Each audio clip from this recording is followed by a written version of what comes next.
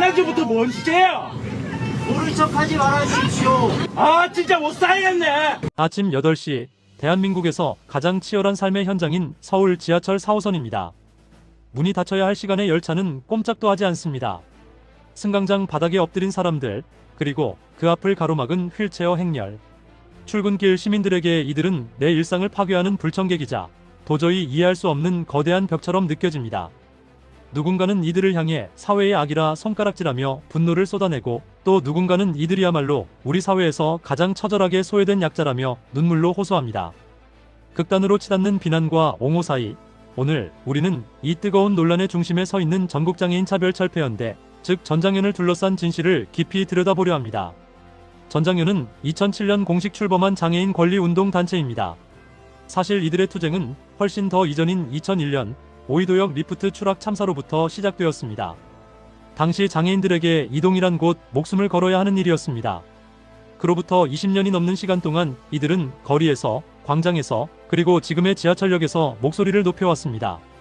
이들이 요구하는 것은 단순한 동정이 아닙니다. 장애인도 시설에 갇혀 지내는 것이 아니라 지역사회에서 이웃으로 함께 살 수 있게 해달라는 것, 그리고 그것을 가능하게 할 예산을 국가가 책임지라는 것입니다. 하지만 그 목소리가 사회의 두꺼운 벽에 닿지 않을 때 이들은 가장 극단적이고도 효과적인 방식인 지하철 점거를 선택했습니다. 시민들의 발을 묶어야만 비로소 정치권이 고개를 돌린다는 사실을 그들은 수십 년간의 무관심 속에서 뼈저리게 학습했기 때문입니다.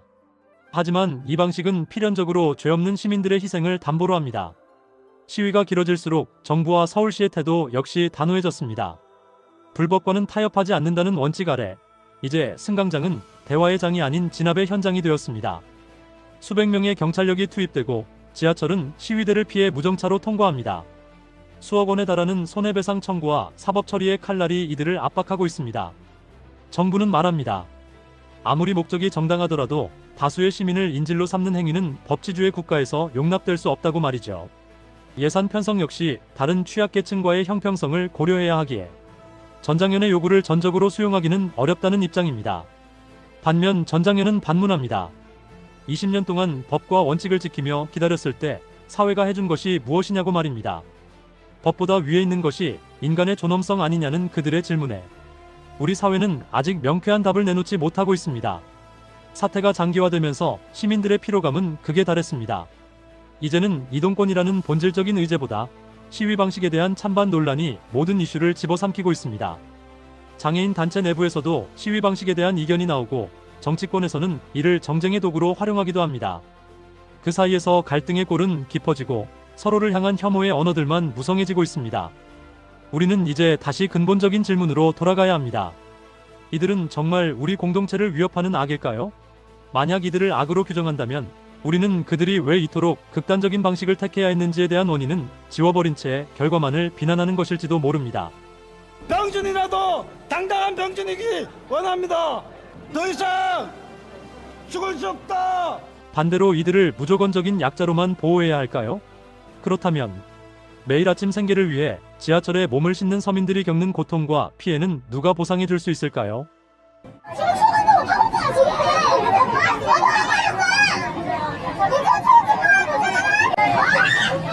진실은 그 중간 어디쯤에 있을지 모릅니다. 전장연 시위는 우리 사회가 오랫동안 외면해온 장애인 인권이라는 해묵은 과제를 가장 불편한 방식으로 수면 위에 끌어올린 사건입니다. 이것은 단순히 예산의 문제가 아니라 우리 사회가 소수자를 위해 얼마만큼의 불편을 감수할 의지가 있는지, 그리고 국가는 그 갈등을 조정할 능력이 있는지를 묻는 시험대입니다. 다른 선진국들이 이 문제를 풀어나갔던 과정 역시 결코 평탄하지 않았습니다. 수많은 갈등과 합의를 거쳐 장애인의 권리가 특별한 배려가 아닌 당연한 상식이 되었을 때 비로소 그들의 투쟁도 멈췄습니다. 우리 사회 역시 지금 그 성장통을 앓고 있는 것은 아닐까요? 휠체어로 막아선 지하철 문은 누군가에게는 폭력이지만 누군가에게는 마지막 생존의 문구멍이기 때문입니다. 오늘 여러분과 함께 나눈 전장연의 이야기는 정답이 없는 숙제와 같습니다. 시청자 여러분은 어떻게 생각하시나요? 이들을 법의 테두리 밖으로 밀어내야 할 사회의 악으로 보시나요? 아니면 우리가 끝까지 손을 놓지 말아야 할 사회의 약자로 보시나요? 혹은 이 갈등을 해결하기 위해 정부와 우리 시민들이 찾아야 할 제3의 길은 무엇일까요? 이 긴 싸움을 끝내고 장애인과 비장애인이 함께 웃으며 지하철에 오르는 날을 위해 지금 우리에게 가장 필요한 것은 무엇일까요? 여러분의 소중한 의견을 댓글로 들려주세요.